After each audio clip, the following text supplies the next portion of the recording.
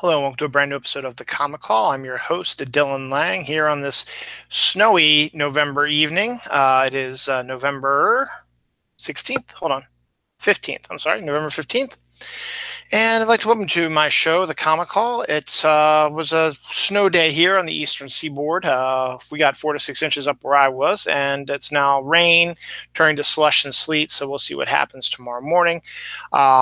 Some interesting stuff going on. A lot of comics came out this week. A lot of comics. Most comics I've had to buy in a long time, but they're all worth it. I'll tell you about the ones I have and also the 3 I gave away to my daughter because I got them for her. I'll also talk to you about a new event that has just been announced for March and also an event that will be occurring on Saturday, the 18th of November, right? Let's see. Hold on. Today's 15th, 16th, 17th of November. Excuse me. November 17th. Sorry about that. It is also exactly 1 week to Thanksgiving. So 7 days to Thanksgiving and my 4-day weekend, but that's besides the point. Anyway, we're here to talk about comics, and this is the comic call for this week. Boom. But as I said, before we get into the comic call, announced just this week, a couple days ago, actually, maybe even yesterday, Hellboy Day will be coming to your local comic book store in March, just in time for the new movie coming out. Hellboy is one of my absolute favorite characters. Mike Mignola is one of my favorite artists, and it's been a long time coming for a Hellboy Day, so I can't wait to see what kind of Hellboy stuff we get out of that. So look for that in May, closer to when, not May, March, excuse me, March, when the movie comes out, which would be a great movie anyway, I think, also. And Saturday, the 17th of November, is going to be local comic shop day. Not as a big a deal, I'm sorry, as Free Comic Book Day or the Halloween Comic Fest, stuff like that. But still, a day to go to your local comic book store and appreciate them being in your neighborhood and being a part of your neighborhood as well. They might have some special deals going on. My store will be having an interesting guest in, Tom Zoller, who did Love and Capes, the My Little Pony movie, comic books. One of my favorite books that he's ever done is Time and Vine, and he did a crowdfunded book, which I can't think of the name of right now. But what's interesting about Tom Zoller is that when I worked at Diamond, I was his very first brand manager, because when he first created Love and Capes and wanted to get out there to the world and sent to Diamond, he had his own comic company to do that. And once me and the other brand managers, Philip, Rob, Steve, and Jim, Lee, I can't forget about Lee, looked it over and said, hey, let's put him in the book. His comic company name fell into my purview, and I became his brand manager for a while. He will be doing a signing at my local comic book store on local comic shop day on Saturday the 17th. He'll be signing a special cover that he made he's doing the Sum comic now, I guess, for Marvel or whatever, that has the exterior of our comic book store on the cover. So I might have to buy that, even though I don't read Sum, just to have that book. And also maybe say hi to Tom, see if he remembers me. I met him re-met him a few years back at Baltimore Comic Con. Didn't quite remember me, but still, it was a fun experience. He's a nice guy. So some good stuff. So take a look and see what is coming your way at your local comic shop. They might have some special deals, offers going on, signings. I think there was a comic shop down in Annapolis. This is doing a bunch of writers from the Uncanny X-Men book that just came out this week, which I didn't buy. But if you want to, Uncanny X-Men #1, which was $7.99, go ahead and grab it. If you're a big fan, they're rebooting the Uncanny X-Men, so with like 6 different writers, and they're all going to be doing like specific comic arcs. It was similar to what they did when SpiderMan had his brand new day, and they did a bunch of different writers to do the comic arcs. So they're going to do some of that with Uncanny X-Men. But enough of that. We got a lot of good stuff coming out. Also, keep an eye on next week, because it is Thanksgiving weekend next weekend. My local comic shop, this is one of the holidays along with Easter that they have their biggest sales of the year. So we will be keep an eye on that, which would be pretty cool. Easy Christmas presents, stuff like that to start with. So good on that. So right now we're going to move on to comics, and the first one is starting the Ladies' Night theme. Wonder Woman number 58, which is a book that everybody needs to pick up because it is the beginning of a new creative team. They didn't start over the new number 1 because you don't need to. But Wonder Woman is now written by a woman, G. Willow Wilson, who also happens to be Muslim. She had written Miss Marvel forever, and I think is still writing Miss Marvel. She is now writing Wonder Woman along with Carrie Nord as the artist. So I'm actually looking very much forward to this. Terry Dodson doing the covers on it. And Wonder Woman has been sort of, ever since Greg Rucka left, has been sort of, treading water for me. I collected it with the crossover with Justice League Dark. But it's G. Willow Wilson, it's Carrie Nord. It's a good starting point for Wonder Woman fans. So I highly recommend go to your local comic store for a little comic book shop day on Saturday. Pick this up as well as anything else they might have going on, because I think it's a good one. This also has been an incredible series, and I'm sad that it is over. Mr. Miracle number 12. This is the variant cover. I just really like that. This is Darkseid is, and there's Mr. Miracle now pushing it over with his son. This had a long, dragged out. It had to extend its. It was 12 issues, so it had to extend its printing a little bit because it came out in August of last year. Now, I remember this because I was at the beach in North Carolina, and I had to find a local comic shop because I wanted to get this issue because I was afraid my store was going to be sold out by the time I got back. I found only one local comic shop down there, and they didn't have any. And then the day we left, I happened to notice that there was another one that wasn't on the comic shop locator service. It looked bigger. I was like, oh, we didn't have time to go. Luckily, this is another reason why I love my shop. Chuck, the guy who works at the comic shop, he had an extra copy off to the side, not necessarily for me, but just someone had returned it, didn't want it or whatever. So he gave it to me and I got it. And ever since I've been collecting it. So this wraps up Tom King and Mitch Gerads' storyline with Mr. Miracle. The nine box stuff is pretty cool. And it's been a really interesting, good story arc. And it's hopefully things will get answered and response, and we will figure out what's going on, and hopefully it'll be a good ending. So I can't wait to read this. A lot of people might be waiting for the trade, but I don't know. Catwoman number 5, Joelle Jones, writer and artist. I think she's also the artist in this issue. So yes, she is. This is Joelle's stuff. Joelle's been killing it on the book, and I'm very happy the direction it's going in, and I'm liking it. I'm liking it a lot.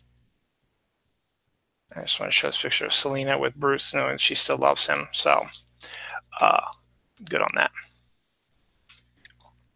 Supergirl number 24, giving Kevin Maguire a little bit of a break. Hopefully he'll be back on soon enough. This is the variant cover of it. I forget who the artist is. This one's Amanda Connor. I can't believe I forgot Amanda's name.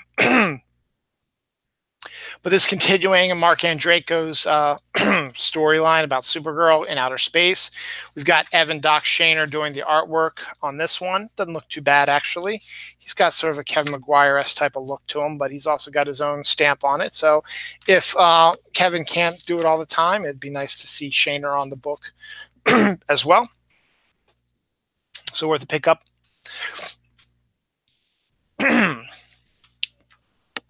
Superman number 5. Yep. This is an homage that Adam Hughes did to another Superman cover from a while back. It's written by Brian Michael Bendis. And again, surprisingly, Ivan Reyes is still doing pencils with inks by Joe Prado and Auclair Albert. I haven't been the biggest fan of Bendis' run on Superman, but I'm keeping getting it because maybe there'll be something there. Plus, Adam Strange is in it, and it looks like Zod is going to be teaming up with Superman, which I've always hated Zod, but that might be a different take on things as well, so we'll see. The final issue of Plastic Man miniseries, number 6, written by Gail Simone with art by Adriana Mello. Definitely worth the pickup. Gail Simone is doing wonders with her comics now. Adriana Mella doing a fabulous job with her artwork as well. So fun little series that was.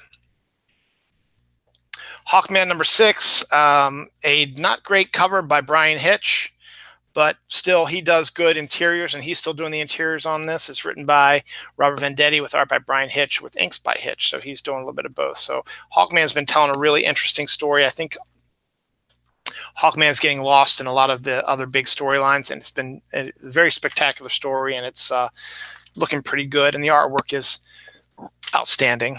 And Hitch has been on it ever since. He hasn't had any break in there. Flash is another series that's important in the big scheme of the DC story that Scott Snyder is writing. This is issue number 58, written by Joshua Williamson, with art by Rafa Sandoval and inks by Jordi Tarragona. So it's definitely an interesting take on things, and fun series. That's it for DC. Marvel, we have Amazing Spider-Man number 9. This has been a really good run so far. I've caught up to about issue number 8. I haven't read that issue yet. The first part of the storyline is written by Nick Spencer with art by Humberto Ramos and Michael Bandini, with inks by Victor Olazabo and Michelle Bandine. So get a good story. You get some of Peter's ex-girlfriends. You've got Black Cat. You've got Mary Jane, who's his present girlfriend, and Carly, who was his old girlfriend also, on the other stories as well. So we're getting a little bit of that. And the first part of the Marvel is going spider crazy. Next up, we have Peter Parker, the Spectacular Spider-Man number 312. Chip Zdarsky is no longer writing it, but I'll stay on for a little while longer. Sean Ryan's writer. Juan Frigeri is the artist. And this is a crossover with Spider-Geddon. So I want to check that out as well. Speaking of Spider-Geddon, here's another crossover, Vault of Spiders number 2. This is a short stories written by Jed Mackey, Scott Koblish art. SpiderMan, which is the one about the thousands of spiders that think it's Peter Parker, written by Cullen Bunn with art by Mark Bagley, inks by Andrew Hennessy. Spectacular Spider-Man, Ryan North, writer who writes Squirrel Girl. David R. Williams, penciler and inker. And finally, the Spider, Shock the Spider, Jeffrey Thorne and Todd Harris. So you're getting some more insight into different Spider-Mens we have. Spectacular Spider-Man. I think of Aunt May with Spider-Man. This is the one that has all the spiders that are there. And I think you have a George Stacy, or Captain Stacy, who's a Spider-Man also. So definitely worth a look to see some of these different Spider-Mans. Ladies Night continues with another great series by Gail Simone, Domino number 8, written by Gail Simone with art by David Baldion. Morbius makes a great appearance. It's a great cover, and continuing a really good storyline. I've really enjoyed Domino, even though I'm not the biggest Domino fan. Gail Simone's handling of it is fantastic, and I'm at awe on this cover. It's just outstanding. It's an outstanding cover. The long-awaited Fantastic Four number 3 is out, written by Dan Slott with art by Sarah Pichelli and Nico Leon doing the artwork. I don't know why it's been delayed, but hopefully they're getting back on track. And the Fantastic Four was losing some momentum with this delay, so they got it now. So hopefully things will start picking up now, particularly leading up to Ben Grimm's wedding, which is supposed to be a big deal in about 3 issues. So we'll find out about that. That came out this week. Exiles number 10. Written by Saladin Ahmed and art by Javier Rodriguez with inks by Alvaro Lopez. Again, featuring different dimensions, heroes joined together to take on dimensional bad guys. It's always a fun, entertaining look at different characters from different perspectives. Uh, Captain America #5, written by Tanishi Coates, with art by Lionel Francis Yu and inks by Jerry Elanguion and Lionel Francis Yu. So Captain America is continuing his streak as well. So another pretty good cover as well. Don't know if that's Alex Ross. I think it might be Alex Ross, but that's a pretty nice cover. I have Cap taking on Taskmaster. Now, that's it for Marvel that I have. I also bought 2 more Ladies' Nights books, but I gave those to my daughter because I got them for her particularly. Unstoppable Wasp 2, number 2 is out this week, as is the new Squirrel Girl, which I think is 38, I want to say, maybe. So those 2 also came out this week. I just decided, instead of having her wait till I do this and then give them to her, I gave them to her last night to read, and she was ecstatic. So that's good. Independent-wise, we have in an alternate dimension, Aliens 3 was written by William Gibson, the cyberpunk writer, and it became a huge movie hit. Instead, it got junked for the junky Alien 3 we ended up getting in the movie theater. This one is the first potential Alien 3 movie that could have been, but it just didn't happen. It was written by William Gibson with art by Johnny Christmas. So it's definitely look inside to see where the series could have gone, and how everything is going to connect with the original series. And so we get a look at some crazy stuff. So we get to take a look and see what could have been with Aliens 3. As I mentioned before, I love myself some Mike Mignola. He hasn't been really doing a lot of art, but when I saw this cover, I was like, yep, got to get this. Bitterroot #1. This is a variant cover drawn by Mike Mignola, but this is a new book written by, where is there it is. David F. Walker, Chuck Brown, and Sanford Green. There's the creative teams. It's about a all-black paranormal team that fights the paranormal in Harlem in the 1920s and 30s. It looked good. Sanford Green's artwork, I've liked that before. He did the Iron Fist and Power Man Iron Fist Heroes for Hire book. And then, the idea of a all-black paranormal group is a good idea too. And top that off with a Mike Mignola cover. I had to buy that first issue. Juke Joint #2, continuing more Women's Night stuff. T. Franklin writer, Althea Martinez artist. This one does have some sex and nudity in it. It also has a very important story about, I can't show you the first few pages, there's lots of nudity in it. Important story about sexual abuse and other stuff with vampires taking the place of that stuff. But it's a interesting mini-series, and could be something good about it. So pick it up. Mark Russell continues his interesting run on the Lone Ranger. Mark Russell is the guy who wrote the Flintstones and Snagglepuss, and he's a very social oriented guy, and so I wanted to get like a social oriented idea of his Lone Ranger. So it's written by Mark Russell with art by Bob Q. First issue was pretty interesting, so I'm going to continue with the series because it is Mark Russell, and it is intriguing.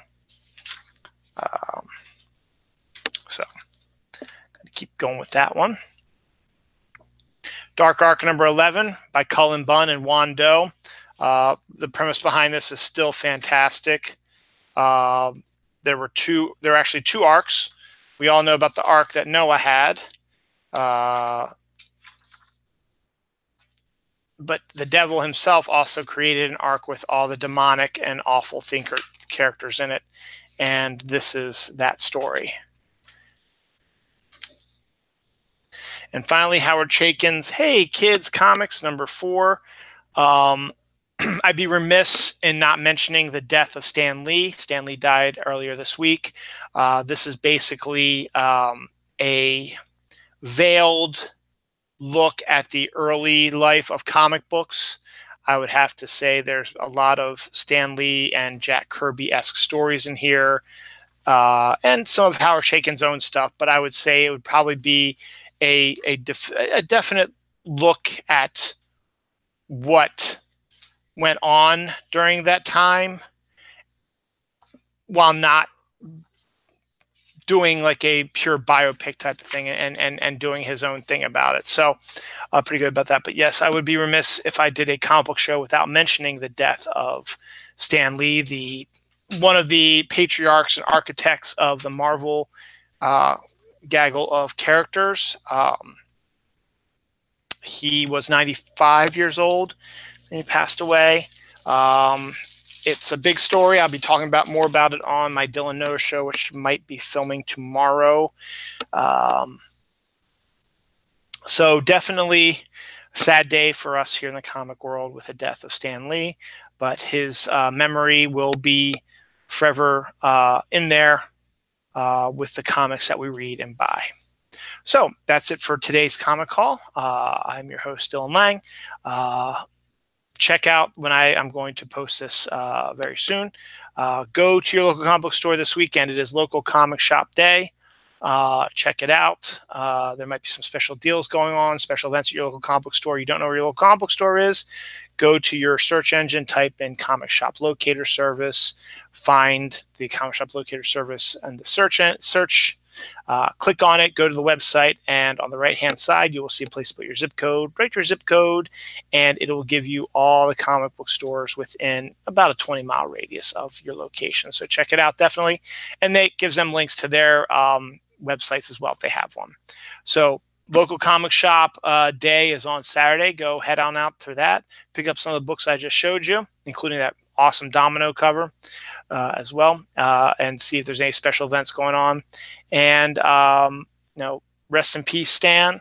And for more talk about Stan Lee, join me for a brand new episode of Dylan Knows. Probably going to be tomorrow night because we have company coming this weekend, and I'll be pretty much solo by myself tomorrow night. So I'll probably be doing it then. So thanks for watching, and check out some good comics.